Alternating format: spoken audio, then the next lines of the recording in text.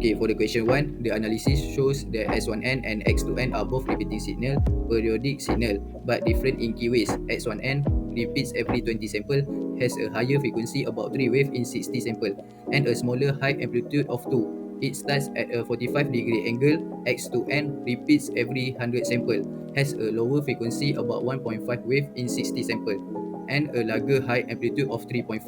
It starts at a 60-degree angle. X1N is faster and repeats more often, while X2N is slower and repeats less often. The result match the math and show how changes in frequency, height, and starting angle affect the signal.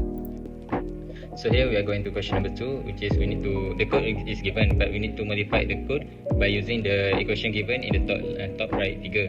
So the general form for this equation is showing at the left side figure in the blue box, which st is equal to amplitude multiplied by exponent power of negative alpha t and multiplied by exponent j omega t. So from here we know that the alpha value is 0.3, omega is 6, the range which is t from 0 to 6, and the amplitude is changed from 2 into 5. Question number 3, which is this question, is looks how signal process through the convolution. So in the part A, we will see the H1N, H2N and Sn signal are created and plotted. And then in part B, we will see the signal Sn pass through H1N first and then followed by H2N. And then in the part C, we will see the system order is reversed. So the Sn will pass through the H2N first and then will followed by H2N. So the result showing that also the intermediate signal, which is Vn, is different because of the order is different, but the output signal, which is Yn, is still stay the same. So this is we can conclude that the linear time invariant showing the order of convolution will not affect the result.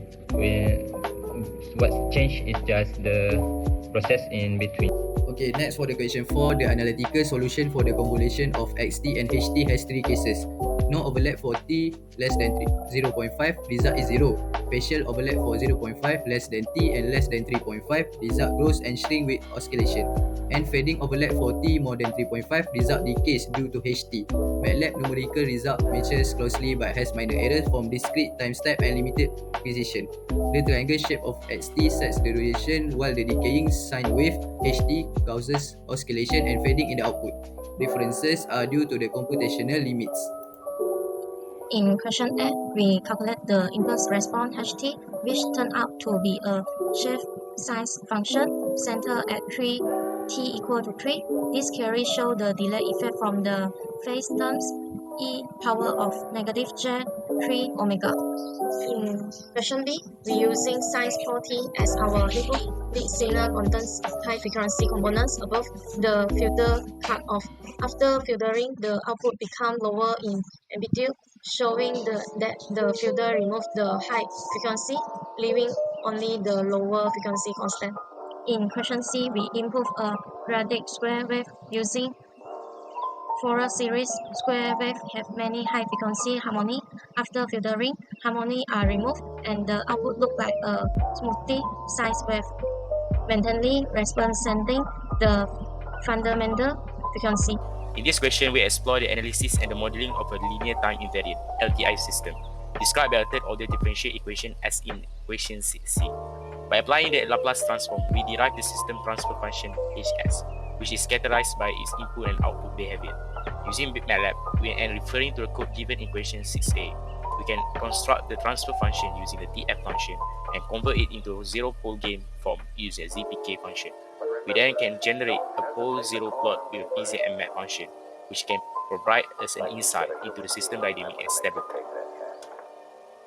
To verify the system stability, we use the instable function, and based on the pole location in the left half of the complex plane, we can confirm that the system is stable or not. Finally, using the residue function, we can compute the partial fraction expansion of the transfer function and derive the system impulse on response ht. This is as shown in equation 6b and 6c. Given the assumption of causality, the region of convergent ROC was able to be identified to be in the right of the rightmost pole. This process not only reinforced fundamental concepts in system analysis, but it also demonstrates how practical the skill in using the Matlab for control system and signal processing tasks.